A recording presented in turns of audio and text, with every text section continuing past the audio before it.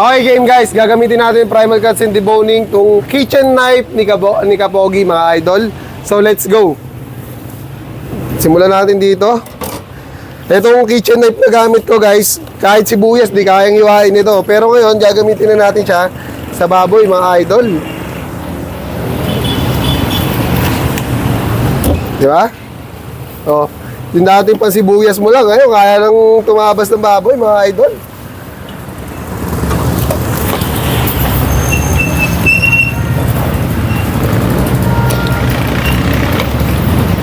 Yan, tapos na tayo sa ham leg. 1, 2, 3, 4.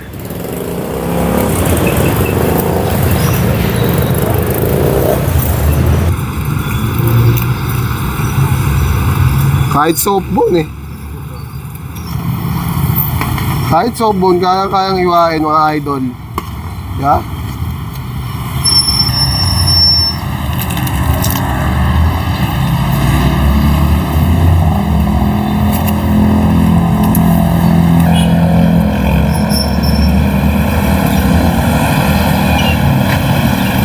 Tapos na tayo sa primal cuts mga lodi ko. Dito naman tayo sa ham leg. Baba mo konti. Pakita mo, ito yung joint.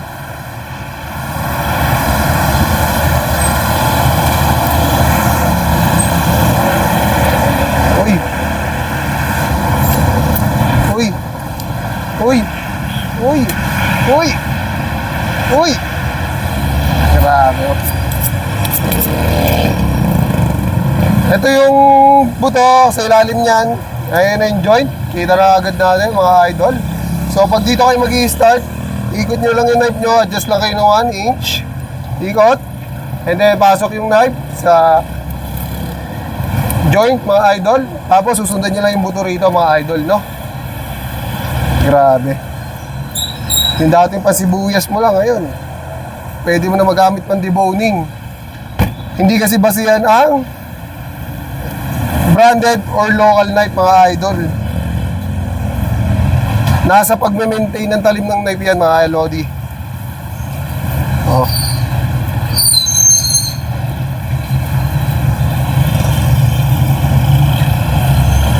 Grabe.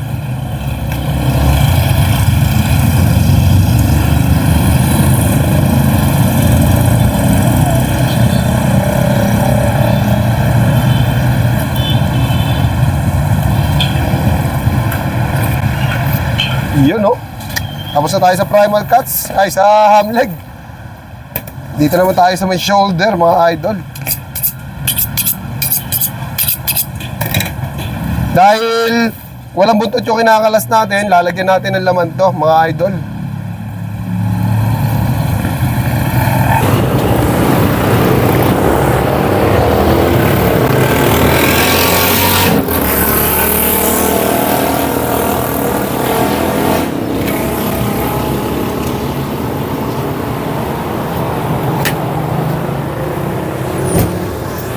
Exciting part mga idol. Grabe yung knife natin mga lodi oh. Oh, di ba?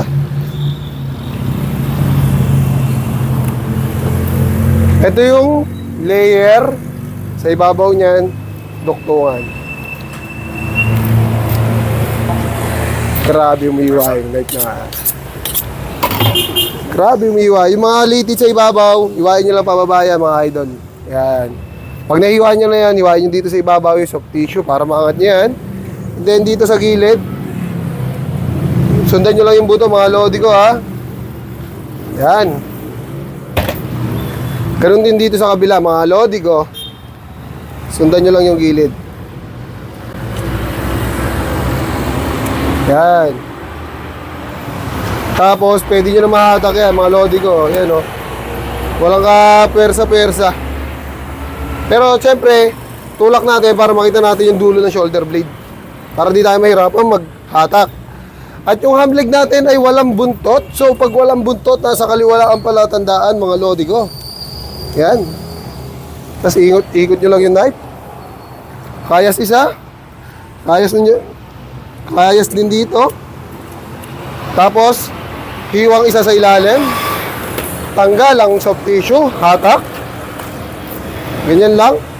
magtanggal ng shoulder blade. Nagamit natin ay kitchen knife, mga lodi. Ganyan magtanggal ng shoulder blade, nagamit ay kitchen knife. Nakita nyo yung mga soft bone po, talagang napakahusay. Kaya sa lahat ng mga hindi marunong mag-asa, nag-upload naman tayo dyan kung paano mag-asa, mga lodi ko, no? Yan. So, ganito, dahil nakataas yung bias natin, pasok yung knife natin, dikit sa buto, puro pataas. Puro pataas. Ganon din dito sa kabila, dikit nyo lang yung knife nyo sa buto, puro pataas. Tapos, tanggalin natin yung laman sa ilalim. Grabe umiiwa yung knife, oh. Diba? Imaginein mo, yung knife na hindi makahiwa dati, ngayon nagagamit na pang primal cuts in the boning. Tingnan mo, oh. Oh, di ba? Hindi yan basihan kung branded or local yung knife nyo. Ang importante niya, marunong kayo mag-asa. At kung di pa kayo nakafollow sa akin, follow nyo na rin ako. Maraming salamat and peace out.